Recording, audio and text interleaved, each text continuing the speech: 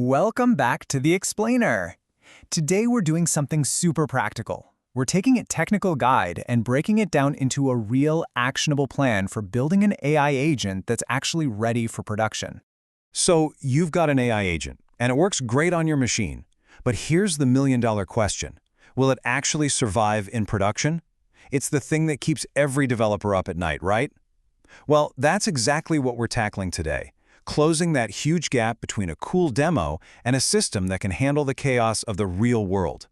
Okay, so first things first. We've got to understand the blueprint for our agent's brain. I'm talking about the core logic that lets it make decisions, and that's all built around something called the ReAct framework. Now, ReAct it's so elegant. It creates this amazing feedback loop. The agent starts by reasoning, thinking about what it needs to do. That thought process then leads to an action, where it actually uses a tool. And the result of that action, that's the observation. And that observation feeds right back into the next round of reasoning. It's this simple, powerful cycle. Think, act, observe, repeat. So if that's the framework, this is the engine. It's a 5-step loop that just keeps on turning. First, it calls the LLM to think. Then, it parses that thought to figure out what to do next. Step 3, it acts by executing a tool. 4, it observes what happened and updates its memory. And finally, Step 5, it just does it all over again until it's got a final answer. And this right here, this is how we keep track of everything. Think of this agent state thing as the agent's brain and its memory, all in one. It's not just storing the chat history, no, it's tracking every tool it uses, counting every error, and logging the entire journey. When you're in production, this kind of structured memory is absolutely non-negotiable. It's how you debug, how you see what the heck is going on. All right, so now that we've got the big picture, let's zoom in and start forging the components. We're going to focus on the two most critical pieces, the agent's tools and, you guessed it, its parsing engine. Look, in a production environment, a tool can't just be some simple function. It needs to be battle-tested. It needs armor. We're talking pedantic schemas to make sure the inputs are always correct, no weird data types breaking things. We absolutely need async support for speed, so it can run multiple tools at once. And you gotta have circuit breakers. They're like a safety switch that stops a failing tool from being called over and over again and crashing the whole system. Okay, stop and just look at this number for a second. 60%. That is wild. The source material says that 60% of all production issues come from one thing, the agent just failing to understand what the LLM is trying to tell it. That one stat alone shows you why this next bit of code we're about to see is so unbelievably important. So, how do you fight that?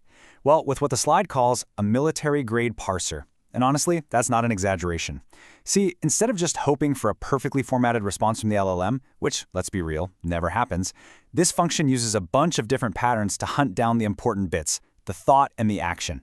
Even if the output is a total mess, it can find what it needs. It's a game changer for reliability. And this right here builds on that same idea of resilience. This execute tool function is your safety net. What happens if the agent hallucinates a tool that doesn't even exist, or it spits out some mangled JSON? Well, instead of crashing the whole agent, this simple try-except block catches the error, wraps it up nicely, and feeds it back to the agent as an observation. So the agent doesn't just crash, it actually learns from its mistake. So smart. Okay, so we've built the pieces. We've engineered them to be tough. Now it's time for the fun part. Let's throw them into the gauntlet and see how our build actually holds up against the most common, most frustrating, real-world problems. And wow, this table just lays it all out, doesn't it? For parse failures, our regex parser gives us a 40% boost in success. Infinite loops, gone. 100% terminated thanks to a simple iteration cap. Hallucinated tools, we eliminate 90% of bad calls. Malformed JSON, our little try-catch handles 95% of them. See, this isn't just theory. This is a straight line from a smart engineering choice to a huge, measurable win. And here it is, the bottom line. The numbers really don't lie. Your standard, out-of-the-box agent, it works maybe 67% of the time. Our custom, production-ready build, we're talking a 92% success rate. Oh, and by the way, thanks to those async tools, it's also a whole second faster on average. That's a massive win on both reliability and performance. When you see it on a chart like this, the difference is it's stark. That jump from 67% to 92%, that's the difference between a prototype that constantly frustrates your users and a truly reliable service you can deploy with confidence. You're basically taking your agent from getting a C- in class to being a straight A student. So, okay, we have a reliable agent, It's fast, but how do we prove it's ready for prime time? The final test isn't just about getting the right answer.